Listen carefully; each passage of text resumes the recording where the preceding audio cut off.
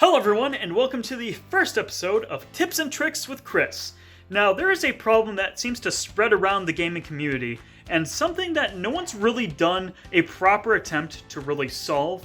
And I think a big part of that is people just don't really have suggestions or answers for some of the problems they're experiencing. And what that really revolves around is a lot of gamers get disappointed by Nintendo Directs. And I think it's imperative to go over some suggestions that I can give to you to help make your viewing experience much more tolerable for the next Nintendo Direct and make it a whole lot more enjoyable of an experience to sit down and watch for. So the first thing you're going to want to do is you're going to want to read the tweet that Nintendo puts out that announces the Nintendo Direct time and date. We'll just use the most recent example here for the Direct that happened on the 20th of June, 2020.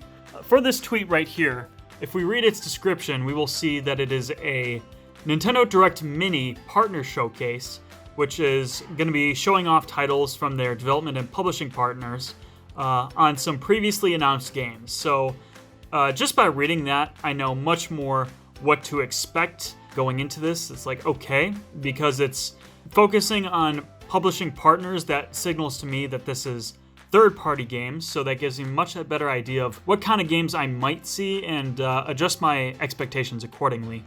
So if I do see games like Zelda or F-Zero, I won't go in expecting them, but if I do manage to see them in the Direct, that'll just be a neat bonus. I don't think there's anything wrong with blindly hoping and having expectations that they might do something outside of what exactly they say. However, just having a little bit of context goes a long, long way in informing what you're going to see. If you do even a little bit more research, I think the Japanese tweets talk about how long the presentations are going to be, so just knowing as much as you can from official sources before going in is instrumentally helpful. It may seem like an innocuous detail, but you'd be surprised at how much it kind of helps out. The second step that I just cannot recommend doing enough is to just check for leaks. So I keep a lot of my video games in the basement, and that includes all my Nintendo consoles and video games and things like that. It's my gamer zone, if you will, and I keep a lot of it in the basement. But unfortunately, especially where I'm from, basements have been known to flood in the past, and it's just never a fun time when you hear those stories. But one of the things you can do to prevent that from even happening in the first place is to just check for leaks. It's just a weird balancing act that you have to just get used to. Obviously, if you never check for leaks, then there could be some underlying problem that you don't even know about that will just ruin a whole bunch of time and history and cost a lot of money to repair. So it's just never a good sign, and it's something that could have been easily preventable if you just had a little bit more information. But at the same time, if you know about a leak, you just can't let the leaks run rampant. Just do what you can, maybe patch them up, replace the piping if you need to, turn off the water. Just do the basic things that you can to just make sure those leaks are kept in check. You don't have to be a professional plumber to get some clean water to you. So just check your pipes. If they're leaking, it's fine. You can take care of it, but don't let it become a problem. My third and final tip is actually the most versatile, if you can believe it. It's a really useful tip to enact in both pre- and post-Nintendo Direct worlds. And for being something that's actually pretty common sense if you think about it, it does seem to go pretty unknown by a vast majority of people, so I do think it's worth bringing up. And that tip being to just play a freaking video game. It sounds so simple when you say it, but it is actually surprisingly effective when put into practice. Most people would suggest, especially to Nintendo fans, to play games not on Nintendo consoles like the Sony PlayStation or Microsoft Xbox or even the PC. And I do think that is actually a pretty good idea. After all, it's fine to have preferences and things you enjoy more. Obviously, I will never say it's not. But like if you prefer apple pie, for example, it's fine to prefer apple pie.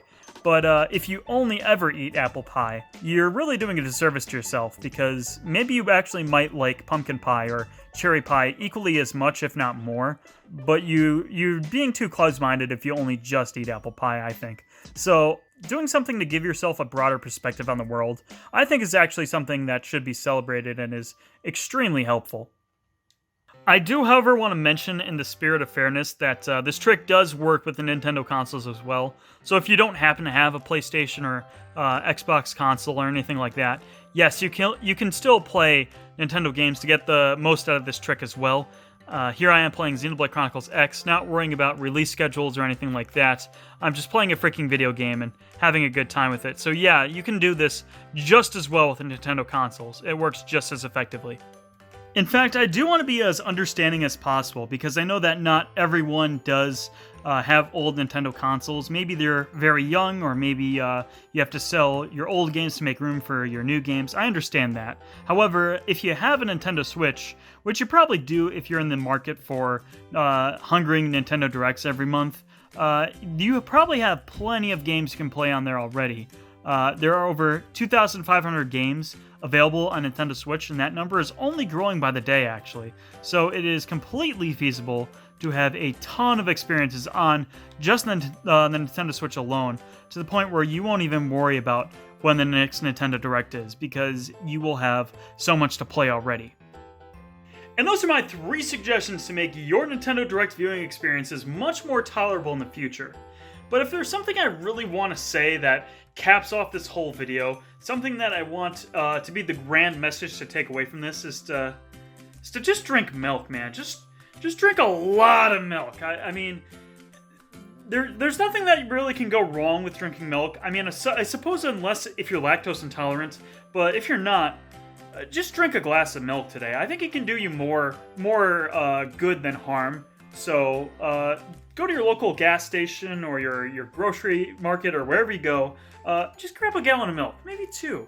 Chocolate milk doesn't matter. Just drink milk.